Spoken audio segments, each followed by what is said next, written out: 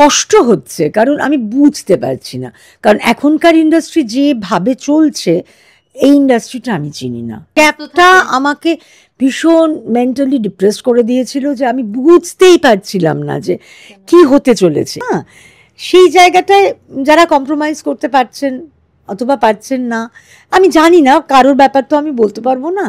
তবে আমাকে এই যে কাজটা শুরু করেছিলাম আমাকে অনেকটা কম্প্রোমাইজ করতে হয়েছিল, কিন্তু ভীষণ কষ্ট হতো যে এই ঘরটার আমার থাকবে না, এই আলমারি থেকে আমি কাপড়টা বার করবো না, বুঝতে পারছিলাম না। আমার খালি মনে হচ্ছিল কালকে কলটা আসবে, কালকে কলটা আসবে, এই করতে করতে 8 মাস। এবং সেটা একটা ভয় ধরায়, তো আমরা তো এটাই করে বাঁচি, এটা ভালোবাসি এবং এটা আমাদের ব্রেড অ্যান্ড বাটার।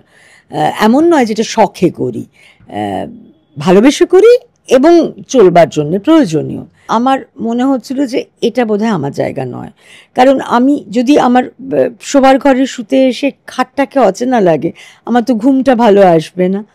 আমার ঘরটাকে মনে হয় এটা আমারই বেডরুম, তো এই কনফিউশনটা আমার তৈরি হয়েছিল যে এটাই আমার জায়গা। কারণ ছেলে তো অভিনয় আসেনি না, ছেলে ক্যামেরার পেছনটা বেছে নিয়েছে, সে এডিটিং শিখেছে, সে স্ক্রিপ্ট রাইটিং শিখেছে বলবো না, ছোট্ট করে চেষ্টা করেছে শিখতে, ছোট্ট করে স্ক্রিপ্ট রাইটিংয়ের চেষ্টা করেছে। এবার দেখা যাক এই সিচুয়েশনটা থাকলে কি করবে আমি জানি না। মানে আমি এত বছর কাজ করে যদি এরকম ফেস করি, আমি তো ওকে বলতে পারি না, দেখা যাক, সময় কথা বলবে। কি বলে ছেলে? মানে ধরো তুমি যেহেতু ইন্ডাস্ট্রি এরকম কষ্ট পাচ্ছ বা তোমার এখনো ডাকছে না, নিশ্চয়ই এগুলো তো বুঝতে তো পারে। কি কি বলে মায়ের? ও আমাকে কনসোল করে, আমাকে বলে সময় পাল্টাবে, একটু ওয়েট করো। ও তো অতটা বুঝতে পারে না যে ওয়েট করা, আমাদের ফিনান্সিয়ালি ওয়েট করাটা খুব। আর সিরিয়ালও করতে পারতাম, সবাই মিলে একটুখানি অ্যাডজাস্ট করলে নিশ্চয়ই করতে পারবো। আমি বসে আছি কি করে বুঝবেন? হয়তো জানেন, কিন্তু আমার মনে হয় জানতে পারেন না। সেই জন্য আমার মনে তারা বুঝতে পারছেন, তো ভুল করছেন, শুধরে নিয়ে একটা সুন্দর আমাদের ইন্ডাস্ট্রিটা গড়লে কাজগুলো ভালো হয়। কারণ অফার আসেনি, কোনো ফোন আসেনি।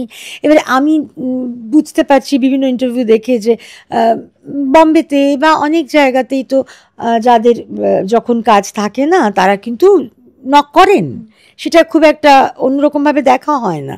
কিন্তু আমাদের বাঙালির মনন বোধহয় একটু আলাদা, এখানে নক করাটাকে একটু অন্যভাবে দেখা হয়। 29 বছর ইন্ডাস্ট্রিতে আছি, তো 29 বছরের একটা আমি সাম্মানিক বলবো, আমি রেমুনারেশন বলবো না, সম্মানটা তো এক্সপেক্ট করবোই। কিন্তু এখন বোধহয় টাজেটগুলো একটু রেস্ট্রিক্টেড হয়ে গেছে, হাউসও বোধহয় চ্যানেল থেকে, আমি ঠিক জানি না। আমি আসলে শুধু কল টাইম জানি, কল টাইমের আগে পৌঁছতে হবে জানি, 14 ঘন্টাটা প্রপারলি দিতে হবে জানি, বাকি অঙ্কগুলো আমি জানি না। এই মুহূর্তে যে মানুষটির সাথে আমি বসে আছি আমার তো ভীষণ প্রিয়, শুধু তাই নয়, অভিনয় দিয়ে কিন্তু দর্শকের ভীষণ ভালোভাবে মন জয় করেছে। তিনি কিন্তু একজন মন খোলা হাসি খুশি মানুষ, স্পষ্ট বক্তা, মনে এবং মুখে কোনো রাগঢাক নেই, এই জন্য বোধহয় কষ্টটা একটু বেশি পায়। তিনি কিন্তু সকলের প্রিয় অভিনেত্রী তুলিকা দি। কেমন আছো দিদি? খুব ভালো আছি, খুব ভালো আছি, কারণ আমি এবছর যাত্রা জয়েন করেছি, নতুন একটা অধ্যায়। সেটা আমি অনেক বছর ধরেই এই কলটা আসছিল, কিন্তু আমি খুব টেনশনে ছিলাম যে একটা অন্য মাধ্যম, এরকম 4 দিক 3 দিক খোলা মঞ্চে দর্শক কিভাবে নেবে। আর অনেকগুলো শো হয়ে গেল এবং 12,000 16,000 দর্শক হয়েছে, যারা আমার হ্যাঁ ওই সিনেমাগুলো দেখেছেন, সিরিয়ালগুলো দেখেছেন, টাচ করতে পারছেন এবং তাদের সঙ্গে সঙ্গে যে রিয়াকশন সেটা পাচ্ছি, ওটা না একটা আলাদা এনার্জি দিচ্ছে, নিজেকে আরো বাড়াতে ইচ্ছে করছে অভিনেত্রী হিসেবে। এবং দর্শক ভরে ভরে ভালোবাসা দিয়েছে, যখন সত্যি ওদের জন্যেই আমি আছি। মানে ওরা সত্যি, মানে সংখ্যায় হয়তো খুব কম দর্শক আছেন যারা আমাকে, হতেই পারে, মানে সবাই পছন্দ করবেন এমন তো নয়, অনেকেই পছন্দ করেন না, কিন্তু বেশি সংখ্যক লোকই ভালোবাসেন। যাত্রা মানে অনেকেই করেছে, কিন্তু তোমার হঠাৎ করে কেন মানে এখন এসে ইচ্ছা করলো কেন যাত্রাটা? আমার না মনে হলো যে 56 রানিং, সময়টা প্রায় চলে যাচ্ছে, তো ওই ফ্লোটা তো এক্সপ্লোর করা হলো না। কারণ আমি তো অভিনয়ই করব, অভিনয়, সিনেমা, থিয়েটার একটু করেছিলাম, সিরিয়াল তো করেছি, ওটিটি ছোট্ট করে করেছি, অ্যাড তো একই বিষয়টা মোরলেস। কিন্তু যাত্রাটা, মানে থিয়েটারটা করতে না পারার দুঃখটা ভোলার চেষ্টাও বলতে পারিস, যে আবার কাঠের পাটাতনটা পাওয়া, যেহেতু এখানে থিয়েটার করে আমরা লাইফ চালাতে পারি না, সেই ইনফ্রাস্ট্রাকচারটা নেই এখানে, সেই জন্যে যাত্রা এবং ওই পাটাতনটা আবার কিরম একটা করছে, ভালো লাগা তৈরি হচ্ছে। হ্যাঁ, ভালোবাসার জায়গা, ভালোবাসার জায়গা, সেটা দেখ মাধ্যমটা তো অভিনয়, তাতে কিছু নেই, বরঞ্চ এখানে যেরকম আমরা একটা স্ক্রিপ্ট পেলাম, হয়ে গেল, ওটা চলে গেল, কিন্তু এখানে যেরকম থিয়েটারে হতো প্রত্যেক দিন নিজেকে নতুন করে এক্সপ্লোর করা, এই সিনটা এরকম করলাম, আরেকটু কি করা যায় পরের দিন, সেই জায়গাগুলো আবার তৈরি হয়েছে। ওই ষষ্ঠী থেকে ষষ্ঠী যে কটা পালা হবে, রোজ রোজ নিজেকে নতুন করে দেখতে চাই, এক্সপ্লোর করা মানে জার্নি। হ্যাঁ, জার্নিটা খুব এখনো অবধি, হ্যাঁ 4.5 ঘন্টা হাইয়েস্ট গেছি আমরা, বেশিরভাগ মেদিনীপুরই আমরা এক্সপ্লোর করেছি, পশ্চিম পূর্ব মিলিয়ে, বাঁকুড়া করেছি, বর্ধমান করেছি, হলদিয়া করেছি, উত্তর দক্ষিণ 24 পরগনা করেছি। মাটিগুলোর গন্ধটা পাওয়াটাও মজা দিচ্ছে, চোখটাও ফ্রেশ হচ্ছে, সবুজ দেখতে পাওয়া, নিঃশ্বাসও নিতে পারছি একটু ফ্রেশ, পশ্চিমবঙ্গের এত মানে যানবাহন এবং অনেক কিছু মিলিয়ে যে একটা নিঃশ্বাস হচ্ছে, সেটা একটু মনে হচ্ছে যেন ফ্রেশ হতে পারছি। কিন্তু দর্শকরা যে এদিকে তোমার মিস করছে, মানে ধারাবাহিকে আমিও মিস করছি আমার এত দিনের মেগা করা, এত দিনের সিনেমা করা। তবে সিনেমাটা তো আমাদের হঠাৎ করেই আসে, যেরকম এই রিসেন্টলি 28শে নভেম্বর আমার হাঁটি হাঁটি পাপা রিলিজ করছে, আরেকটাও কেশবপুরের কালকুচি বলে সিনেমা হয়তো ডিসেম্বরে রিলিজ করছে।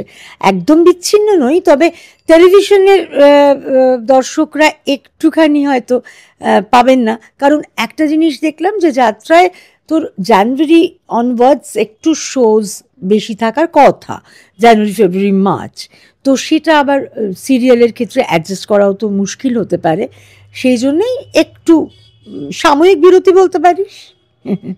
এরকম বিরতি বোধ হয় মানে অনেকটা হয়ে গেল, দেখ আমি এই রিসেন্ট একটা কাজ করতে শুরু করেছিলাম যাত্রার শোজগুলো শুরু হওয়ার আগেই, মানে কন্ট্রাক্ট পেপার সাইন হয়ে গিয়েছিল, রিসেন্ট একটা শো হচ্ছিল, কিন্তু তার আগে না আমি প্রায় 7-8 মাস বসেছিলাম। সে বসে থাকাটা, কোনো অফার আসেনি, কোনো ফোন আসেনি। এবারে আমি বুঝতে পারছি বিভিন্ন ইন্টারভিউ দেখে যে বম্বেতে বা অনেক জায়গাতেই তো যাদের যখন কাজ থাকে না তারা কিন্তু নক করেন, সেটা খুব একটা অন্যরকমভাবে দেখা হয় না, কিন্তু আমাদের বাঙালির মনন বোধহয় একটু আলাদা, এখানে নক করাটাকে একটু অন্যভাবে দেখা হয়। আমি কিন্তু এই 7-8 মাসে কিছু চেনা পরিচিতদের নক করেছিলাম, তো জানি না নকিংয়ের সূত্রে অথবা খুব সুন্দর একটা ক্যারেক্টার এসেছিল, খুবই সুন্দর ক্যারেক্টার, কিন্তু সেটাকে ধরা হলো কিন্তু ছুঁয়ে গন্ধ শোকা হলো না, কারণ ওদের একটু ওই বেশি ব্লকিং যাত্রাটাতে ওদের মনে হচ্ছিল হয়তো শোজ নিয়ে কোনো প্রবলেম হতে পারে, সমস্ত বলা ছিল। আমি এটাও বলেছিলাম যে সেরকম ওরা বলছিল যে নায়িকার প্যারালাল কিন্তু অনেকটা যাবে, 20-25 দিন লাগবে।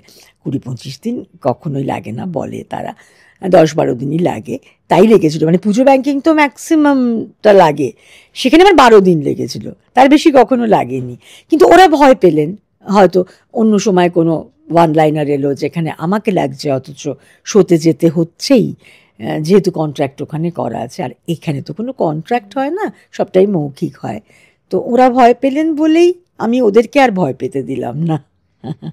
আচ্ছা, তুমি যাদেরকে বলে নক করেছি বা রিপ্লাই কি এসেছে, মানে এই যে এতদিন ধরে বসে, তুমি একজন দক্ষ অভিনেত্রী, সেখানে যদি এরকম হয়, রিপ্লাইটা মোস্টলি এসেছে জানিস তো, দেখ 29 বছর ইন্ডাস্ট্রিতে আছি, তো 29 বছরের একটা আমি সাম্মানিক বলবো, আমি রেমিউনারেশন বলবো না, সম্মানটা তো এক্সপেক্ট করবোই, কিন্তু এখন বোধহয় টাজেটগুলো একটু রেস্ট্রিক্টেড হয়ে গেছে, হাউসও বোধহয় চ্যানেল থেকে, আমি ঠিক জানি না, আমি আসলে শুধু কল টাইম জানি, কল টাইমের আগে পৌঁছতে হবে জানি, 14 ঘন্টাটা প্রপারলি দিতে হবে জানি, বাকি অঙ্কগুলো আমি জানি না, তার ফলে আমি তোকে সঠিকভাবে বলতে পারবো না।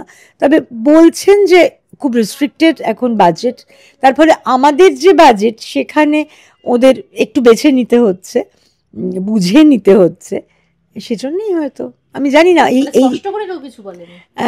অনেকটাই স্পষ্ট করেই বলা হয়েছে, কারণ সিএসসির বিল বেড়ে গেছে, ওরা আগে যে টাকাটা দিতেন এখন হাউসগুলোকে অনেক বেশি দিতে হয়। তারপরে রিসেন্ট আমাদের টেকনিশিয়ানদের একটা হাইক হলো, সেই জায়গাগুলো ওদেরকে মেনটেন করতে হচ্ছে। সব তরফেরই সুবিধা অসুবিধে থাকে, কিন্তু সেটা অ্যাডজাস্ট করেই তো চলার নাম জীবন। আমরা অ্যাডজাস্ট করে চলতে পারলে ভালো লাগতো, এইটুকুনি বলতে পারি। অ্যাডজাস্ট করে চলতে পারলে ভালো লাগতো। কোথাও গিয়ে খারাপ লাগা, অভিমান তো আছে, মানে এত বছর ইন্ডাস্ট্রিতে কাটিয়ে দিলে মানে কত। হ্যাঁ, অভিমানটা হচ্ছে না, কষ্ট হচ্ছে, কারণ আমি বুঝতে পারছি না। কারণ এখনকার ইন্ডাস্ট্রি যেভাবে চলছে, এই ইন্ডাস্ট্রিটা আমি চিনি না। আমাদের আগে আমরা যখন শুরু করেছি, আমাদের সুন্দর করে ব্লকিং দিয়ে দেওয়া হতো, অল্টারনেট ডেজ উইকে সেইগুলো দিয়ে দেওয়া হতো। না লাগলে সেটাকে তার ইনফর্ম করা হতো যে না রে, এই লাইনারে তোর নেই বা তোমার নেই বা আপনার নেই। কিন্তু এখন না, লাইনার বা ব্লকিং শব্দটা উঠে গেছে। মানে আমার লাগতে পারে রাত্রির বেলা জানতে পারছি কালকে সকালে কল টাইম, খুব রাত্রিরে আমার এক্সপিরিয়েন্স হয়নি, আমি করিনি। 9:30 10টার মধ্যে আমি জানতে পেরেছি পরের দিনের। তো আমার জীবনটাও তো আনসার্টেন হয়ে যাচ্ছে। মানে আমি পরের দিনে যদি ডাক্তার দেখাতে চাই, তাকে তো আমি 11টার পরে ফোন করে অ্যাপয়েন্টমেন্ট নিতে পারি না, বা আমার কোনো খুব ইম্পর্ট্যান্ট কাজ আছে। সবগুলো একটু একটু মেথডিক্যালি করলে আমরা পারবো। সেইটার মধ্যে ঢুকতে হবে ইন্ডাস্ট্রিকে ভাবতে হবে সবাই ভালো থাকতে চাই। সেই কষ্টটা আছে, কারণ ইন্ডাস্ট্রিটা এত ঘেঁটে যাওয়ার কথা ছিল না, একটু ঘাঁটা লাগছে। আগে যেরকম আমার এমন ডিরেক্টর পেয়েছি, তারা জানতেন, মানে তাদের একটা সে ছিল। এখন সবাই চাকরি করছি আমরা, সবাই চাকুরিজীবী, কিন্তু 10টা 5টা নয়, সেটা ওই 9টা কিংবা 8টা কিংবা 8টা 10টা, ওই 12-14 ঘন্টা আমরা চাকরি করছি। এবং এমন অনেকগুলো সেকশন তৈরি হয়েছে যেগুলো আমরা আগে পাইনি। আগে তো আমরা ডিওপি আর ডিরেক্টর চুজ করতেন কাকে নেবেন, আর ডিওপির কাছে গিয়ে আমরা ড্রেস দেখাতাম, তিনি ওয়াল দেখে বলে দিতেন। আর এত সেগমেন্ট ছিল না, এখন সেগমেন্ট বেড়েছে আর জটিলতাটাও বেড়েছে। কিন্তু তোমার সমসাময়িক তো অনেকে এখনো কাজ করছে। হ্যাঁ, তো তারা লাকি এনাফ, আমি হয়তো অতটা লাকি নই, তারা পাচ্ছেন। তবে রেমুনারেশনটাকে অনেকটা বলা হচ্ছে কমানোর কথা, কিন্তু বাজার দর তো কমছে না।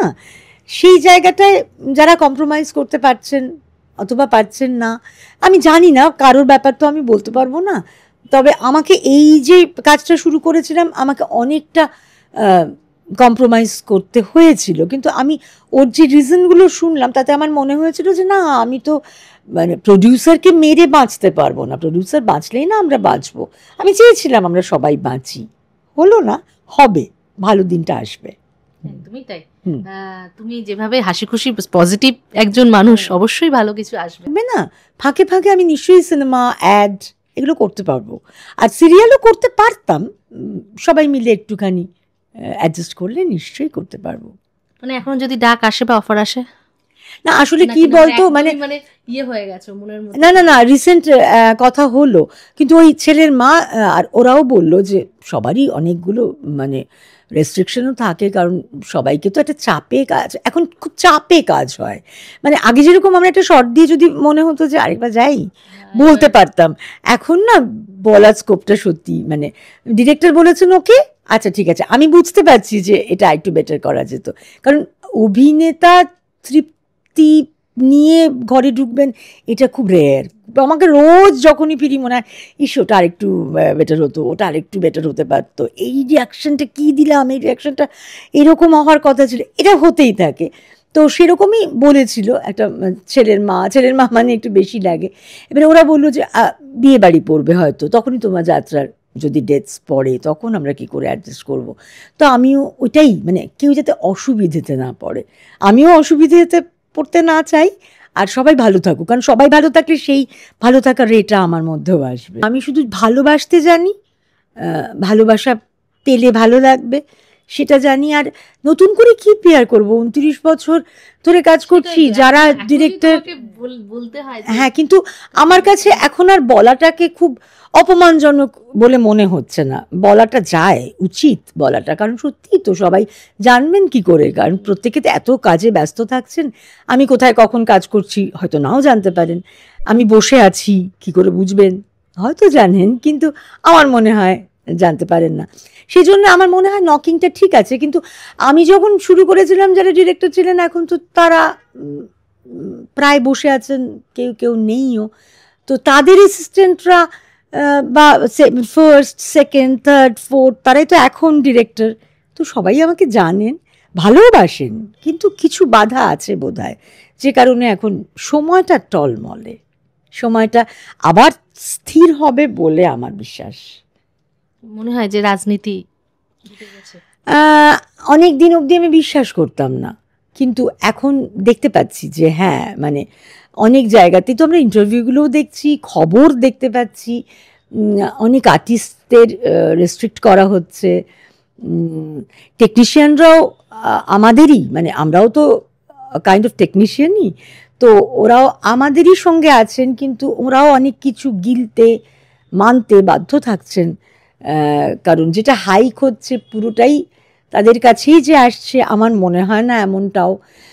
যেগুলো ঘটছে সেগুলো না ঘটলে ভালো হয়। যারা যারা ভুল করছেন তারা বুঝতে পারছেন, তো ভুল করছেন শুধরে নিয়ে একটা সুন্দর আমাদের ইন্ডাস্ট্রিটা গড়লে কাজগুলো ভালো হয়। কারণ কাজ দেখতে অনেকেই বসে থাকেন, রিক্রিয়েশনটা তো একটা বড় পার্ট লাইফের। সবাই তাদের কর্মজগৎ নিয়ে এত বিড়ম্বনায় থাকেন, আমাদেরকে আমাদের কাজগুলো দেখে একটু শেখেন, বা কোনটা করবেন না সেটাও শেখেন, কোনটা করবেন সেটা নেন, ইত্যাদি প্রভৃতি। রাত্রির বেলার শো অনেকটা রাত্রিরে শেষ হয়, প্রায় ভোরবেলায় নয় বাড়ি নয় হোটেলে ফিরি, শুতে শুতে সকাল। আর আমার সকালেই ওঠাটা অভ্যেস হয়ে গেছে, তো সকালেই উঠে পড়ি। ওরা যেরকম যারা অনেক দিন যাত্রা করছেন তারা কি সুন্দর আসছেন, ওই দুপুরবেলা অবধি ঘুমোচ্ছেন, তারপরে উঠছেন, স্নান করছেন, ফ্রেশ হচ্ছেন, বেরিয়ে যাচ্ছেন। আমি আবার সেটা পারি না, আমি সকালেই উঠে পড়ছি, আস্তে আস্তে হয়ে যাবে। তো কেটে যাচ্ছে, মানে কাজের মধ্যেই কাটছে, আমি কাজ ছাড়া নেই। কাজ ছাড়া তোমাকে ভালো লাগবে না, তুমি ইয়ে হয়ে যাবে। হ্যাঁ, আমি ওই তো সবসময় একই কথা বলে ফেলি, আমি অ্যাকশনে বাঁচি, কাটে মারা যাই। কাজেই ওখানে অ্যাকশন তো ঘন্টা বলে যাত্রায়, আর কাটটা ওই বুঝতে পারি শেষ দৃশ্য কাট হয়। আর শুরু হওয়ার আগে যে এই কটা মাস যে গ্যাপ ছিল তখন কতটা ইমোশনালি, মানে আমি সেটাই ভাবছি যে হ্যাঁ, 7-8 মাসের গ্যাপটা আমাকে ভীষণ মেন্টালি ডিপ্রেস করে দিয়েছিল, যে আমি বুঝতেই পারছিলাম না যে কি হতে চলেছে, আমি বুঝতে পারছিলাম না। মানে 8 মাসটা তো প্রত্যেক দিন, মানে হঠাৎ করে 8 মাস হয়নি, 1 মাস 2 মাস। কারণ কি আমার যে ধারাবাহিকটা করছিলাম শেষ হয়ে গেল, তখন বলে ওখান থেকেই বলেছিল যে আবার তুমি কিন্তু অন্য কোনো কাজ নিও না, আমাকে জিজ্ঞেস করো, আমরা আছি, আবার নেক্সট শুরু করছি। বা চ্যানেলও আমাকে বলেছো তুমি কিন্তু আমাদের। তো ন্যাচারালি ওয়েট করছিলাম যে হ্যাঁ আমি তো ওদেরই, কিন্তু বুঝতে পারিনি সেটা কখনো 1 মাস থেকে 2 মাস থেকে 3 মাস গড়িয়ে, তারপর আমি আর বুঝতে পারছিলাম না যে এটা কি হচ্ছে।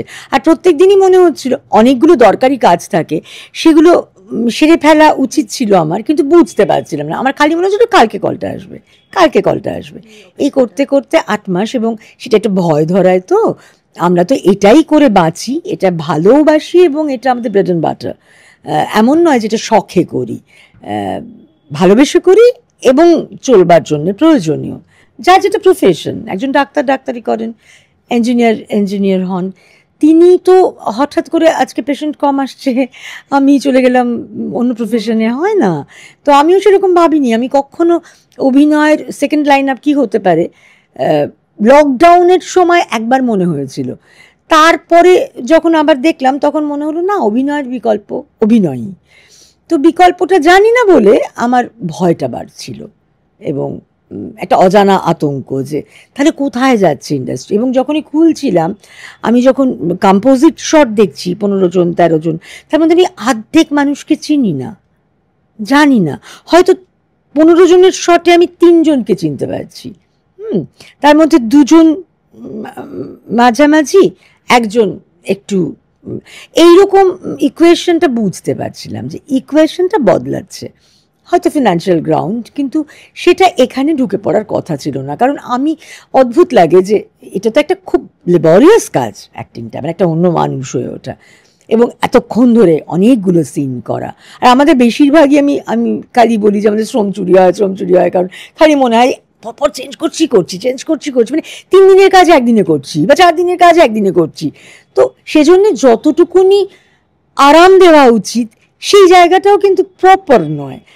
আমি পুরো আরামটাই তৈরি করে নিতাম, মানে আমার গাড়ি দেখলেই সবাই বলতো এই তো সংসার চলে এসছে, কারণ আমি জানি আমি বেশিরভাগ সময় এখানেই থাকতে হবে, সবটা আমার প্রয়োজনটা যাতে আমার দ্বারাই মেটে, আমি যাতে মানে এমনও নয় যে 5 স্টার থেকে খাবার আনতে হবে বলেছি বা ঘরটাকে দারুণ করে সাজিয়ে দাও, আমি সাজিয়ে নিয়েছি।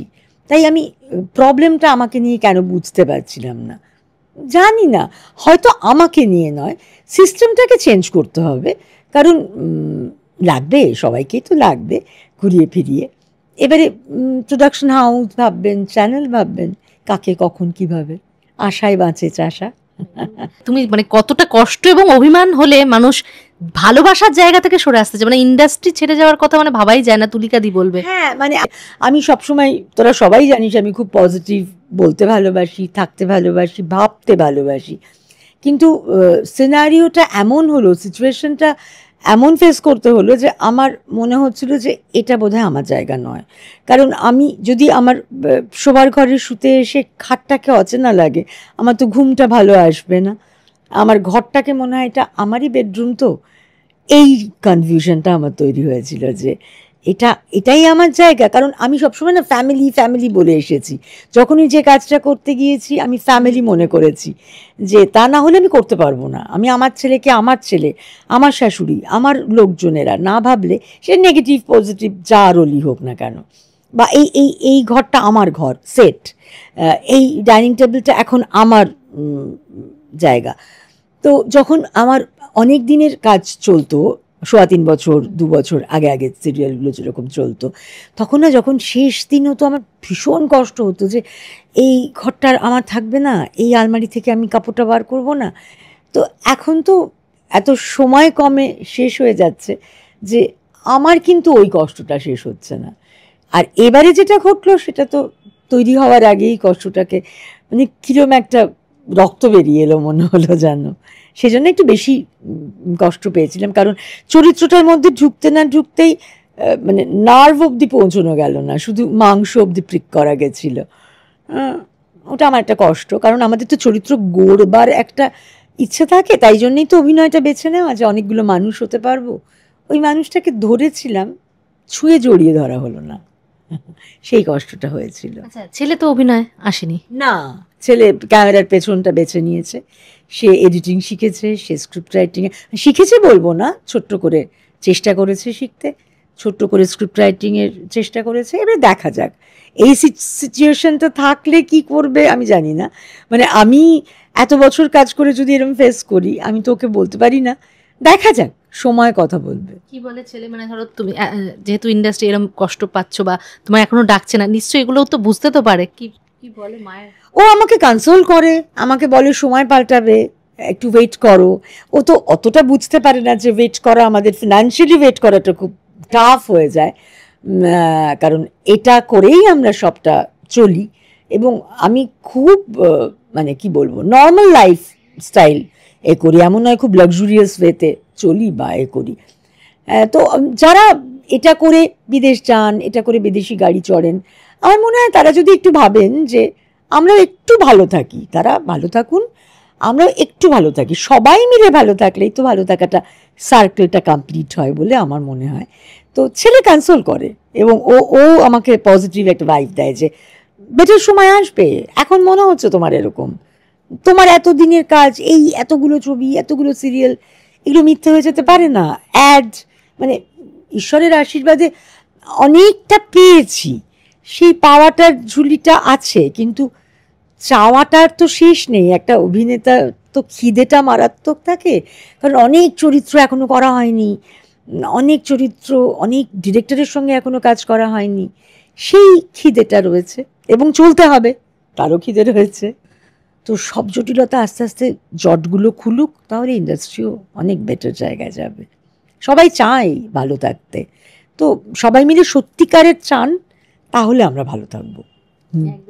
এরকম পজিটিভ থাকো তুমি, মানুষটা তুমি খুব ভালো, হাসি খুশি, আর খুব তাড়াতাড়ি আর এই যে ডাক্তার মাধবী দর্শকের সাথে এরকম সামনাসামনি, হ্যাঁ সেটা কিন্তু খুব ভালো, মানে আমি আলাদা মানে একটা response। হ্যাঁ ওই ভাইবটা মানে আমাকে যে কি ইন্সপায়ার্ড করছে, না সেটা এখনো জিজ্ঞেস করেনি রে, ওই ছবিগুলোর কথাই বলছে, আপনাকে ওখানে দেখেছি, আপনার এই সিরিয়াল দেখেছি, আপনাকে এরমভাবে সামনে দেখতে পাচ্ছি, একটু হাতটা ধরবো, তো সেটা একটা অন্য, হ্যাঁ কিন্তু দেখতে পাচ্ছি না এটা বলেনি, কারণ ওখানে দেখতে পাচ্ছে বলে ওই আবেগটা নিয়েই আসছে, তার ফলে এখনো বলেনি।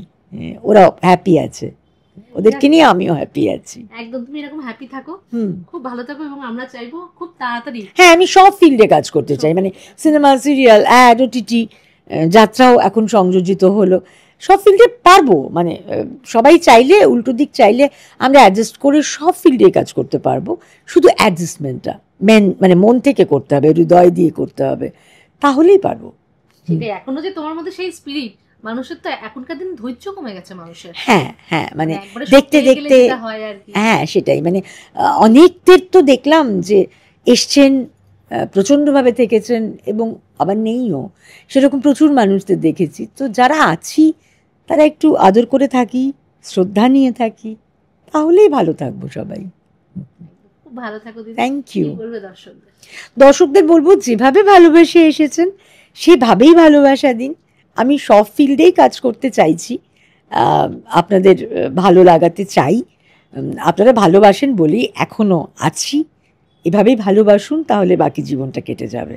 আপনারাও ভালো থাকুন, আর চারপাশের যা যা জঞ্জাল, যা যা ঘটছে সেগুলোকে সচেতনভাবে পরিষ্কার করুন, সবাই পরিশুদ্ধ হই এবং সুন্দর একটা সমাজে সবাই মিলে ভালোভাবে বাস করি। ভালো থাকুন সবাই।